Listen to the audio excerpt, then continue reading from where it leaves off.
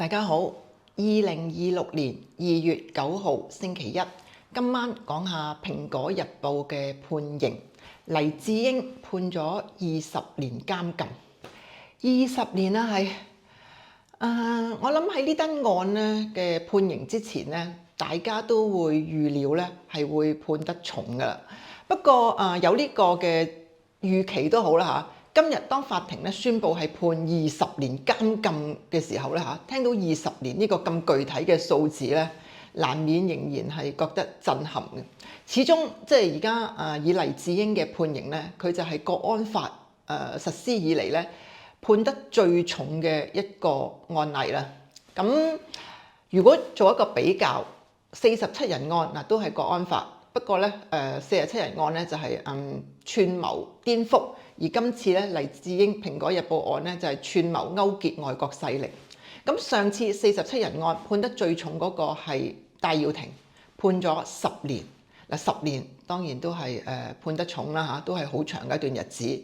不過咧，黎智英今次判得就更重，係足足1倍啊！即係47人案10年，呢單案咧係20年。咁而且其他被告咧，相對即係今次喺蘋果案嘅其他被告咧，都係平均嚟講咧個判刑都係重過咧47人案。咁法官就話啦嚇，因為咧喺國安法之中啊，呢一單咧串謀勾結外國勢力咧，就係涉及外國嘅政治實體嚇，咁所以就情節更加嚴重。咁所以咧案件咧就被視為咧係罪行重大啊。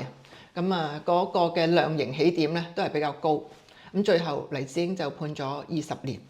嗱，據傳媒嘅報導咧，咁黎智英嘅太太咧今日都有去庭上咧聽個判刑嘅。咁傳媒報導就話咧，當法庭宣布咗係判黎智英20年嚇呢個數字，咁即時見到阿黎太咧馬上就攞出個太陽眼鏡，咁就馬上戴上。咁然之後就見到佢啲眼淚咧，就喺個眼鏡嗰度後邊咧，就即係都流晒出嚟啦嚇！即係呢個就係佢嘅即時反應。咁佢個仔咧就坐喺佢隔離嘅，咁就用手拍下媽媽嘅膊頭，以示安慰啦。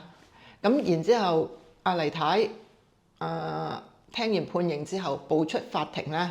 咁都係繼續戴住墨鏡嘅，即係戴住太陽眼鏡。咁傳媒話仍然都係見到佢咧，就係即係有淚水嘅，咁神情非常哀傷啦嚇。咁我諗喺呢單案過去幾年咧，咁不時咧即係有庭即係案件要上庭嘅時候咧，都有阿黎太都有去聽審。咁傳媒都有報導。咁從公眾睇嚟咧嚇，就覺得佢咧每一次咧出現喺傳媒面前都係好得體啦，好堅強。咁但係無論堅強成點嚇，即係聽到呢個20年嘅判刑，咁佢嘅表現咧，大家就可以感受到咧，即係我哋都更震撼。當然我相信佢都係，而且佢係比大家係更加傷痛咯。咁我哋見到喺睇新聞嘅時候咧，書記陳日君咧都係同佢一齊去聽審嘅，咁但係兩個人今日就冇接受傳媒嘅訪問嚇，冇講到任何嘢。咁判監咗20年，呢個係咩嘅概念咧？今朝早啊，我睇 Now 新聞台一個時事節目，咁即時咧出咗個判刑咧，就訪問咗劉兆佳。劉兆佳點講咧？劉兆佳就話嗱，法庭判20年，咁判得重，不過唔係最重嚇，都唔係終身監禁，咁所以咧喺國際間啊，啲其他嘅國家嚇，歐美各國可能就會有驚喜啊！我聽到佢呢個咁嘅評語，真係即係驚自己聽錯，咁但係即係所以我對佢嘅反應就非常有反應啦嚇。不過咧，後來睇返即係稍後咧，就算 Now 新聞台嘅新聞嘅報導啦嚇，都冇咗佢呢句嘅，只係話劉兆佳咧話嘅判刑咧係重。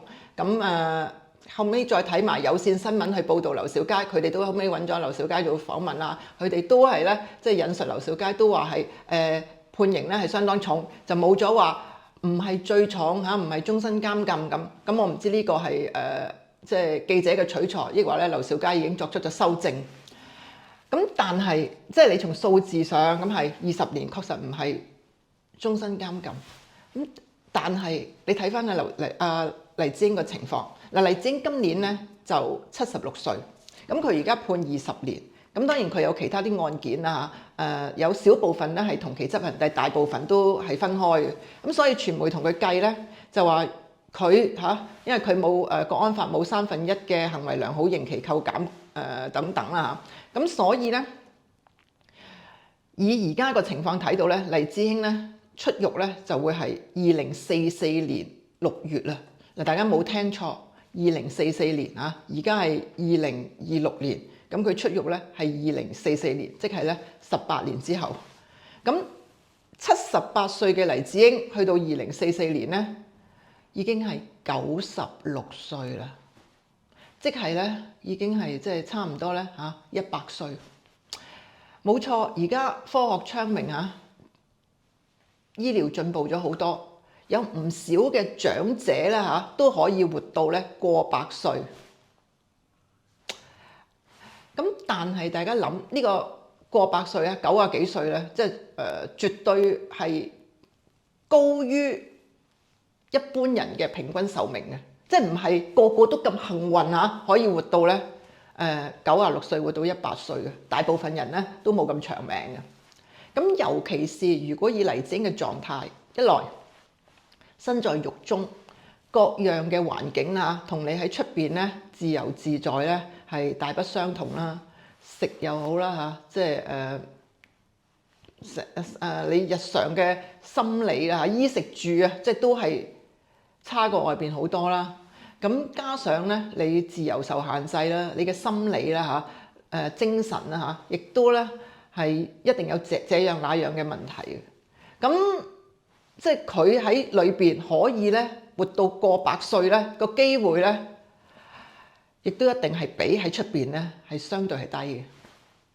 咁事實上今日喺今日個判詞咧就有47頁，咁法官咧都用咗咧足足12頁去講黎智英嘅健康啊。咁雖然最後個結論咧就係話佢都係一般健康穩定嘅，咁但係從中咧都睇到咧佢有這樣那樣咧都係有呢啲問題嘅。咁即使從警方啊、政府話嚇佢得到懲教啊、即係嗰啲幾好嘅照顧啊，即係呢個係警方嘅講法、政府嘅講法。咁但係嗰個照顧又點及喺外邊嚇，即係有屋企人同埋咧即係其他醫療嘅照顧咧？咁所以一個78歲啊嘅黎智英，而家要判刑判到96歲先可以咧恢復自由。佢呢個嘅判刑，你話同即係判佢終身監禁有幾大分別咧？咁所以難怪好多關心佢嘅人咧嚇，都係咧好擔心呢個問題嘅。事實上，今日國安處李桂華出嚟啊，即係總警司出嚟見記者嘅時候，傳媒都有問佢呢個問題嘅，即係覺得哇，今日咁嘅判刑判佢20年啦嚇，咁會唔會即係預期黎智英咧係要喺獄中咧嚇會離世咧嚇，即係出唔翻嚟咧咁？咁李桂華點答咧？李桂華就話呢個問題咧只有上天先知道。不過李桂華就話咧，佢覺得咧佢係咧罪有應得嘅。佢個判刑咧係因為佢嘅罪行就之類。咁呢個就係咧李桂華嘅講法。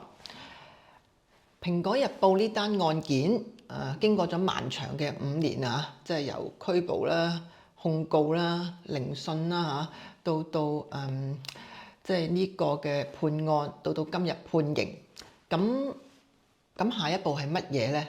今日咧記者都有問李桂華，就係話其實會唔會上訴啊？律政司會唔會就刑期上訴啊？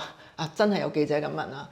咁另外咧亦都咧有問到李桂華咧，就係咁《蘋果日報》呢單嘅案件係咪隨住今日嘅判刑咧就畫上句號啦？咁完結啦咁咧？嗱，李桂華去答咧就全部咧都冇好肯定話係啊，唔會上訴，係啊，畫上句號，佢唔係咁嘅，即係全部都留有尾巴，即係佢都係冇俾一個咧好肯定嘅答案。咁不過你而家睇翻，哇，判咗20年咯喎，黎智英按道理唔會上訴啦嚇。咁而李桂華亦都講到話個刑期咧嚇，佢覺得係即係判得咧係適合嘅嚇，就係反映咗黎智英嘅罪行嘅咁啊。咁所以按道理就應該唔會上訴啦。咁下一階段係乜嘢呢？嗱，我記得咧，終審法院首席大法官張舉能啊，早排咧喺法律年度咧發言嘅時候，佢有提過黎智英嘅案件。咁佢話咧呢個《蘋果日報》案啊嚇，黎智英個案件咧係受到廣泛關注啦。咁啊包括咧國際間都好關注，咁好多人提好多意見啦嚇。當中啊包括咧話終止法律程序，包括咧就話提早釋放黎智英咁嚇。咁張舉能當時就話咧呢啲咁嘅聲音咧嚇，當然言論自由，咁但係咧佢覺得咧係直接衝擊法治嘅核心嘅。咁即係佢話咧嚇，冇人咧係可以凌駕於法律之上嘅嚇。咁諸如此類，諸如此類啦。點解我喺呢度重提張舉能呢番説話咧？嗱，張舉能嗰番話咧講得好清楚嘅，就係咧，當案件喺司法程序審訊中，你唔可能要求我咧提早釋放呢個，提早釋放嗰個咁嚇，咁佢覺得係唔得嘅。咁但係如果案件已經完成咗司法程序啦，咁啊唔關咧即係法庭事啦嚇，唔關咧司法部事啦。咁進入咗下一階段，嗱，下一階段咁係咪有更多嘅空間去進行政治討論，甚至係一啲政治談判咧？當然，從北京嘅角度咧，可能會覺得，喂，呢啲涉及香港嘅內政嚇，不容你啦嚇，外國咧喺度説三道四去干涉。咁但係大家知道咧，政治咧嚇就係即係充滿啊，將不可能變成可能啦嚇嘅藝術啦。咁所以即係而家既然已經完成咗司法程序，進入下一階段嘅時候，咁係咪有好多即係可能性可以隨時出現呢？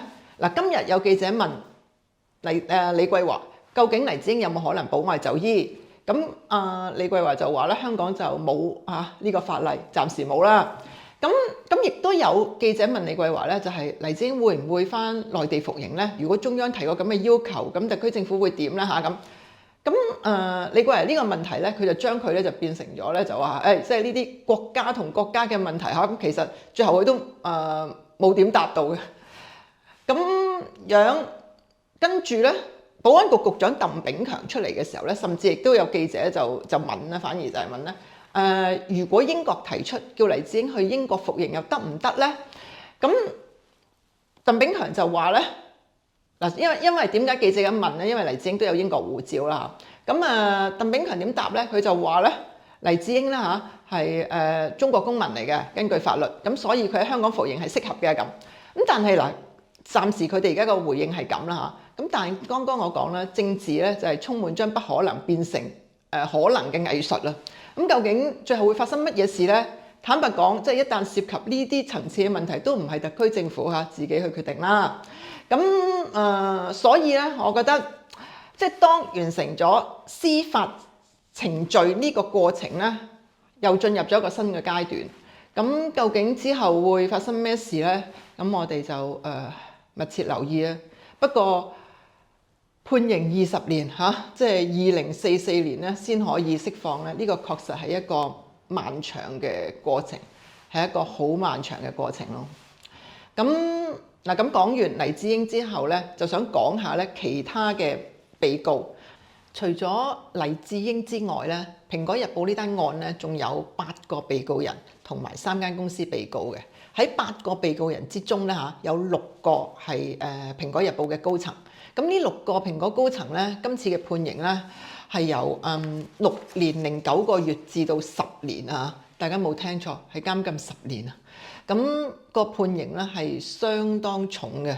咁因為法官判詞就話咧，即係呢單案罪行重大啦嚇，咁所以量刑起點咧一律同黎智英一樣，都係量刑起點係15年嘅。咁黎智英就因為係幕後主腦加咧，佢係推動者，所以咧佢有加刑啦嚇。咁而其他呢6位蘋果嘅高層咧，咁佢哋都係選擇認罪嘅，咁所以可以咧刑期扣減。咁另外咧喺6個蘋果高層裏邊咧，有3個咧，佢哋咧係做控方證人啦嚇，所以咧個扣減咧係更多咁。咁但係即係就算話扣減幾多，都係要坐6、7年咯。嗱咁嗰6個蘋果高層嗰個情況係點咧？用我咧喺度咧逐個講講。總編輯羅偉光嗱，即係佢係冇做控方證人啊，咁佢判10年監禁。咁10年監禁係咩概念咧？羅偉光咧而家已經係52歲啊，咁即係之前咧已經係4、5年啦嚇還押，咁所以咧如果根據佢呢個判刑咧，佢係2031年咧先可以咧恢復自由翻出嚟，到時已經58歲啦。咁另外林文忠執行總編輯嗱，咁佢咧就都係要判10年嘅。咁同樣都係2031年先翻得出嚟啦。咁佢而家56歲，即係話佢坐滿監咧，佢出嚟嘅時候已經咧即係登咗錄噶啦，62歲。咁另外馮偉光咁就係英文版嘅執行總編輯，咁同樣都係判10年啦嚇，所以同樣都係2031年咧先可以出嚟。咁佢今年62歲，到刑滿出獄嘅時候咧，佢已經係68歲啦。即係接近70歲啦。嗱，佢3個咧都係冇做控方證人嘅，咁所以咧都係判刑咗10年。咁另外3個咧做咗控方證人嘅蘋果高層個情況係點咧？張劍虹社長咁啊判咗6年零9個月，咁佢今年64歲，即係佢坐滿咗之後咧係2028年咧出嚟，咁當時已經66歲噶啦。咁陳沛敏副社長。咁就判咗7年，咁佢而家56歲，佢出嚟嘅時候咧，即係都係就係2028年啊，2028年7月，即係佢比張劍虹坐多幾個月嘅要。咁到時佢已經係58歲。咁另一個咧，楊清奇主筆，咁啊而家60歲，咁啊判咗7年3個月嘅。佢坐滿即係刑期出獄嘅時候咧，都係咧2028年嘅7月。咁到時咧佢係62歲。